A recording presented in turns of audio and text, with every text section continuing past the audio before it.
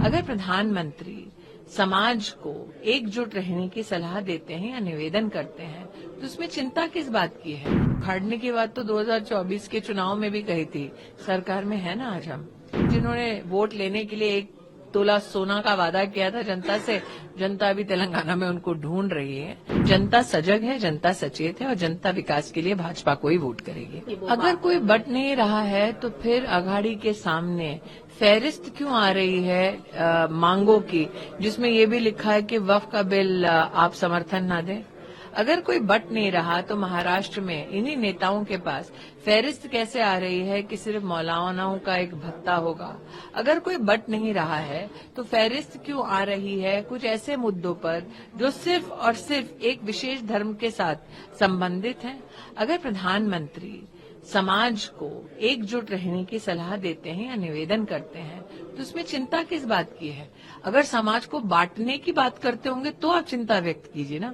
मैंने पहली बार देखा है कि जनता को सेफ रखना पाप हो गया है।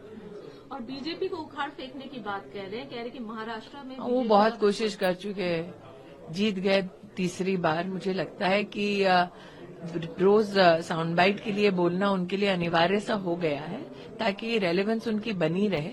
लेकिन ये सत्य भी है, उखाड़ने की बात तो 2024 के चुनाव में भी कही थी, सरकार में है ना आज हम।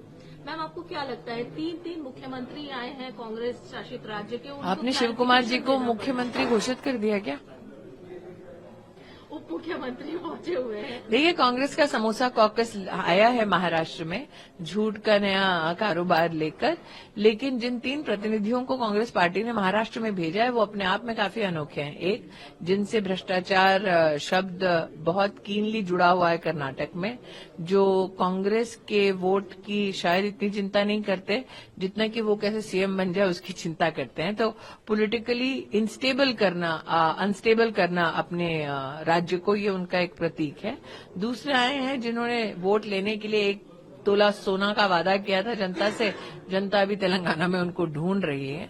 और तीसरे तो वो हैं जो समोसा किसी ने खा लिया तो उस पर सीआईडी की प्रोब करा देते हैं।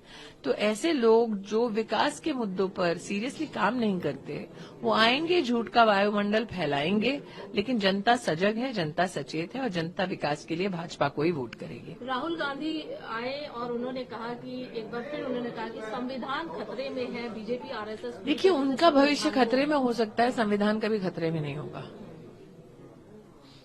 मुझे लगता है ये उन्होंने आह्वान किया और 24 का जो चुनाव है उनकी पुनः हार इस बात का संकेत है कि जनता जानती है कि संविधान का संरक्षण नरेंद्र मोदी से बेहतर और किसी ने नहीं किया। लाडली बहना योजना एक बहुत ही महत्वपूर्ण योजना है, लेकिन उसी के तर्ज पर कांग्रेस भी महालक्ष्मी योजना लेकर। कॉपी कैट सिंड्रोम कांग्रेस के लिए पुराना है। आपको मैं याद दिला दूं, लाडली बहन और लाडली लक्ष्मी योजना की विशेष शुरुआत 2007 में मध्य प्रदेश में शिवराज सिंह चौहान जी जब मुख्यमंत्री थे तब से हुई थी। तो महिला को जन्म से लेकर, शिक्षा से लेकर शादी तक का कहीं न कहीं आर्थिक समर्थन देने का जो खाका है वो भारतीय जनता पार्टी के नेतृत्व ने ही प्रस्तुत किया था जनता के सामने। तो अगर उसी का कॉपी करने की कांग्रेस कोशिश कर रही है तो आपको आश्चर्य नहीं करना चाहिए। बस इतना ही है कि वो सत्ता में आने वाले हैं नहीं, तो कॉपी करने का उन्हें सौभाग्य मिलेगा नहीं। जो ओरिजिनल दाता हैं ऐसी योजना के, वो महाराष्ट्र में पुनः अब तक 2.5 करोड़ बहनों को इसका फायदा हो चुका है।